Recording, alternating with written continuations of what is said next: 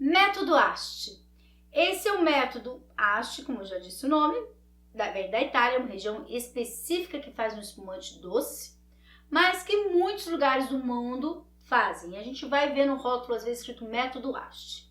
Por muitas vezes não foi chamado de um método de espumante, e sim um estilo de se fazer um espumante. Mas hoje a gente entende que é um método sim de produção de espumante. Ele é diferente dos outros métodos porque você não tem a produção de um vinho base seco. Na verdade, você vai fazer a fermentação em tanques de uma forma que você atinja um teor de álcool, mais ou menos 5, 6% do volume de álcool daquela uva que é doce, não é a moscatel que é utilizada. E aí, quando você chega nesse porcentagem de álcool, você vai começar a reter o CO2, que é a formação das borbulhas, ou perlage. Então, você vai continuar essa fermentação até 7,5 mais ou menos, quando eles interrompem essa fermentação alcoólica, e ao mesmo tempo conseguiu criar o perlage.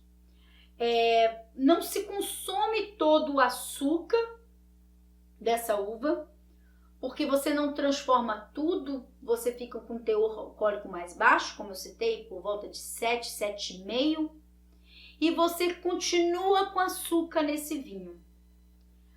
Em temperaturas normais, isso ocorreria uma fermentação natural. Mas o que eles fazem é resfriar esse vinho, esse espumante já, de uma forma que as leveduras fiquem adormecidas e não consigam trabalhar. Então, eles criaram um espumante até agora com um mosto da uva moscatel, que é o enhaste permitido, vamos dizer assim, com um teor de álcool de 7,5 mais ou menos e com açúcar residual bem alto, bem elevado, que vai dar a categoria de vinho espumante doce para ele.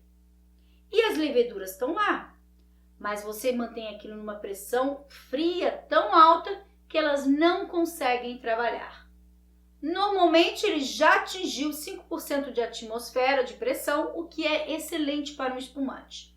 Então você conseguiu ter a pressão das borbulhas de 5 atmosfera, você conseguiu ter um teor alcoólico baixo proposital e você conseguiu ter um açúcar residual proposital.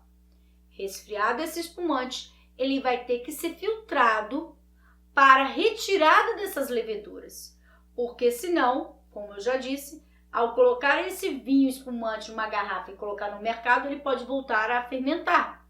Então eu preciso retirar essas leveduras de uma forma com que não reste nada no espumante e ele não consiga voltar a fermentar. E aí a gente então faz essa filtração.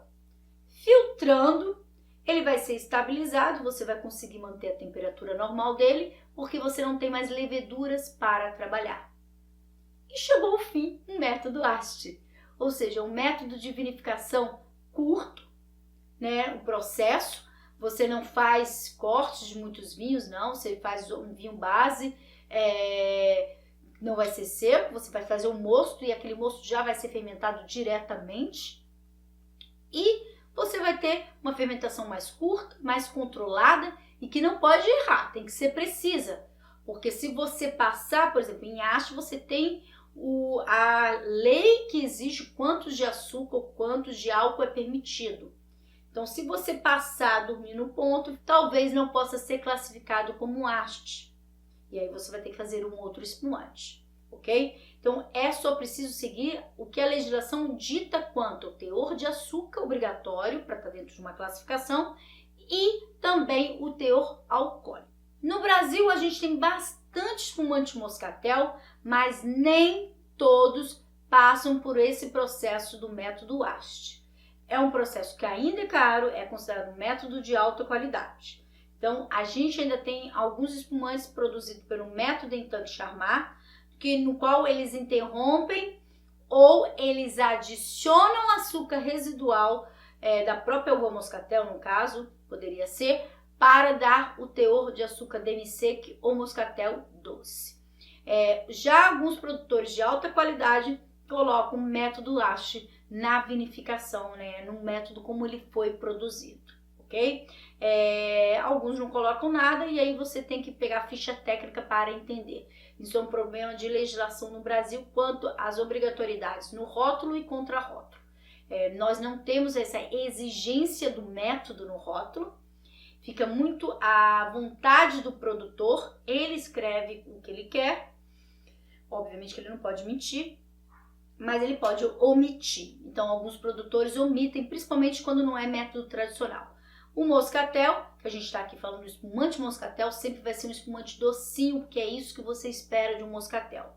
Mas a moscatel poderia ser uma uva que você poderia fermentar ela por completo e ter um vinho seco e com teor alcoólico alto. Mas essa não é a intenção da moscatel. A moscatel praticamente é utilizada para fazer espumantes doces ou demi-sec. E aqui no Brasil se utiliza bastante, copiando esse método que é desenvolvido bastante na região do Piemonte, na Itália. Então, são espumantes doces que eu diria que não são tão enjoativos e pesados como um vinho licoroso. Você está falando de um espumante porque você tem a acidez e o frescor, que vai atenuar, vai equilibrar um pouco aquela sensação de açúcar. E por isso são espumantes que acompanham diversos tipos de alimentos, mas isso eu vou falar lá na aula de harmonização na Itália.